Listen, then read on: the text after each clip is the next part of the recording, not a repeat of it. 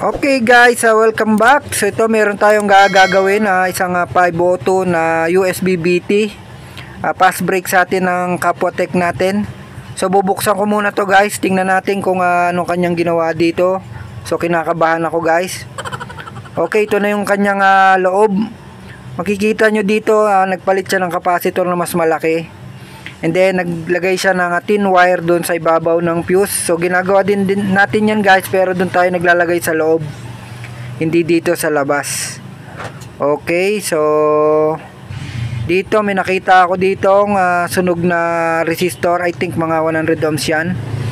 And then meron ako napansin dito sa connector na to, nilagay na lang nila dito sa ilalim yung jumper nila na wire. Ayun kakaibang technique yan guys. Pwede naman. Ang dahilan yan guys kasi pinutol na nila yung selector, yung pinagpapalit-palit yan na ground. Okay, so mag voltage checking tayo. Tingnan natin kung anong meron dito, kung bakit hindi siya gumagana. Okay, tayo titingnan natin, naka-connect. So naka-connect yan. And then power natin. Tingnan natin kung anong masusukat nating voltahe dito. So ito pala guys ay walang tunog sa isang channel, hindi ko nasabi kanina. Okay, tutusukin muna natin yung collector, yung pin number 2. Yung collector merong 39 volts. Dito rin meron din 39 volts. And then sa output naman tayo guys, dun sa pinaka out, yung puting resistor na yan. So 0. Wala siyang DC, ibig sabihin good. And then sa dito rin sa kabila, wala rin, good na good, 0 din. Okay, ano kayang sira nito? Try naman natin yung base nito, kung may makukuha tayong point something. So nandun tayo sa pin 1. So wala tang bias to Sa kabila tingnan natin kung meron 0.3. Ibig sabihin itong kabilang channel lang gumagana, meron siyang 0.3.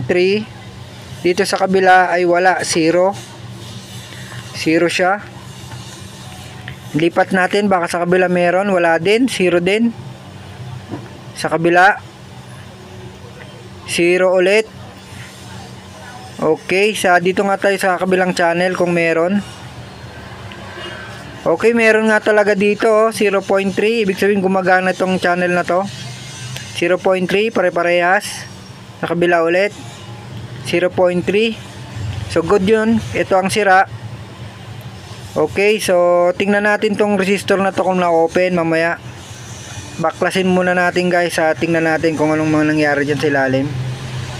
Okay, ito binabaklas ko na guys. Tingnan natin kung maganda yung pagkagawa niya.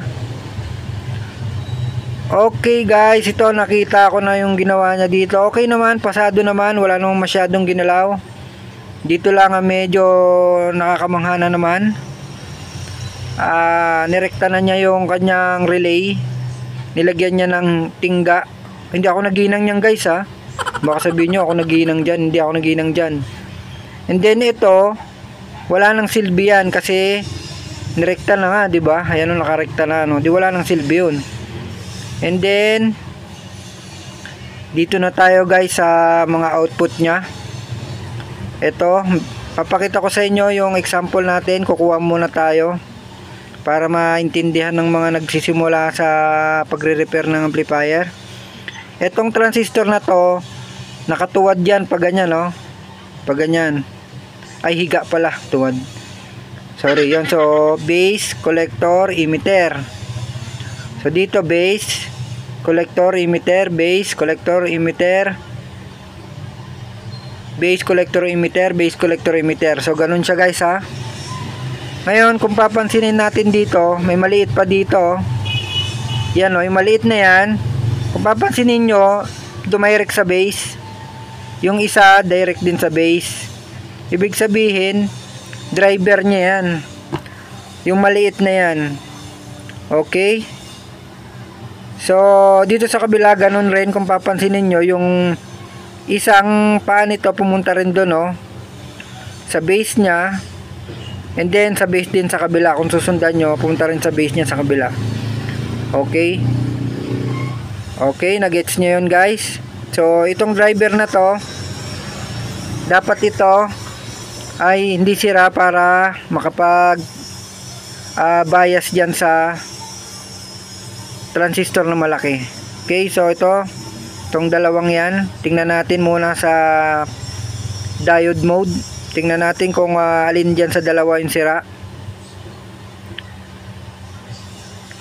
Ngayon, nagamitin ko yung black sa unahan. PNP to guys, forward. Okay, so good. PNP siya guys, negative yung kanyang base. Then sa kabila naman tayo, baliktarin natin. Dapat may forward yan. Ayun, may forward. And then yung dulo, dapat may forward. Okay, ito na, nahuli na natin guys, open. Ngayon, para patunayan natin yan, babaklasin natin yung dalawang yan. Forward, open. Okay, ito, baklasin natin. Ito na siya, dalawa. Yan ay galing dito. Ito naman ay galing doon. So, ito ay NPN. Tingnan natin yung kanyang number dito, and then testerin natin. NPN ito. Yan na siya guys, so kung makikita nyo. Yung number 3 niya ay base. D667. So dapat mayroong forward.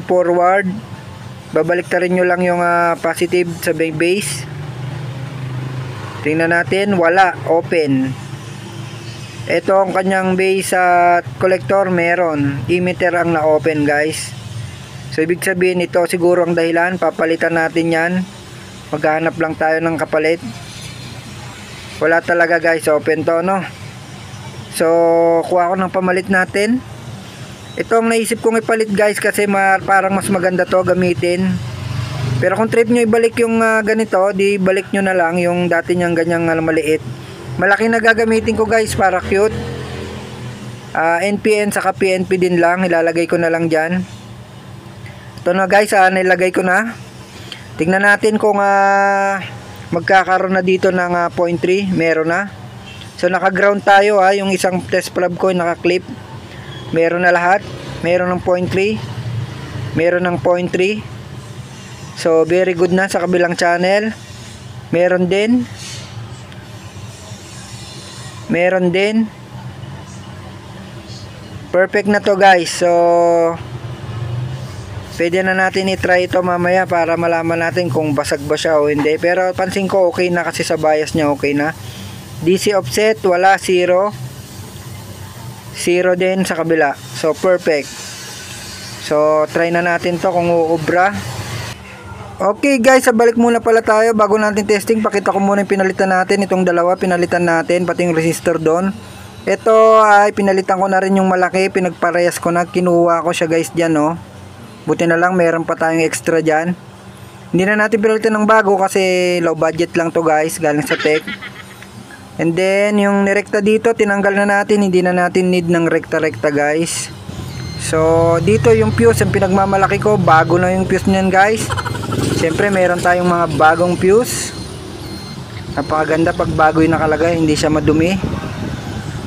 Tapos ito nga pala yung dati niyang fuse, no, binaklas natin, no. Baka sabihin nila hindi ko tinanggal, yan, pinakita natin sa video. And then ito, nirekta ko na sa ilalim, hindi ko na ipakita, pero tinanggal ko na lang yung mga wire dito sa ilalim. Pansin nyo, wala na yung wire dyan sa ilalim, tinanggal ko na yan. Kasi hindi ako pabor doon. So try na natin. Yan guys, okay na. Okay, testing natin. So yan, wala, meron. Nandito na yung pinaka technician, no?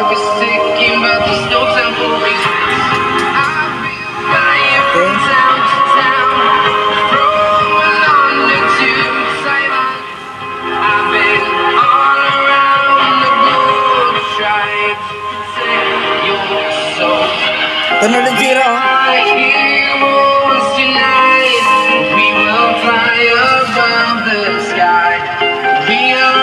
Kita dyan. Ang ganda ng ngiti niya, no? Nagbabayaran na po kami mga kapatid. Na, kunin mo na yung ano mo. Salamat.